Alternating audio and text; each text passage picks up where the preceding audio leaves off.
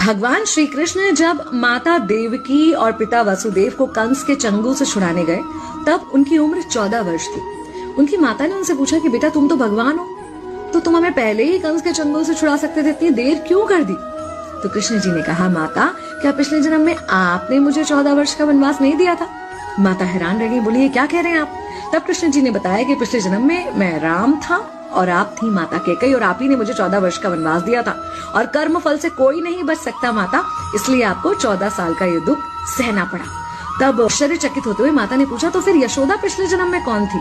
कृष्ण जी ने बताया, वो थी माता कौशल्या, जो 14 साल तक अपने पुत्र से अलग रही थी। उन्होंने उस दुख को सहा था, इसलिए इस जन्म में 14 साल मैं उनके पास रहा और मेरे साथ रहने का माता और पुत्र के प्रेम का सुख उन्हें मिला।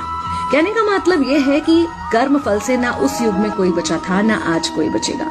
खुद भगवान भी कर्म फल से नहीं बच सकते, इसलिए अपने हर एक कर्म को बहुत सोच समझ कर कीजिए, क्योंकि जिसके भी खिलाफ आप कुछ गलत कर रहे हैं उससे आपकी शत्रुता कुछ समय या शायद एक जन्म की है, लेकिन उसके साथ कुछ गलत करके आप अपने कई जन्म बिगाड़ सकते हैं।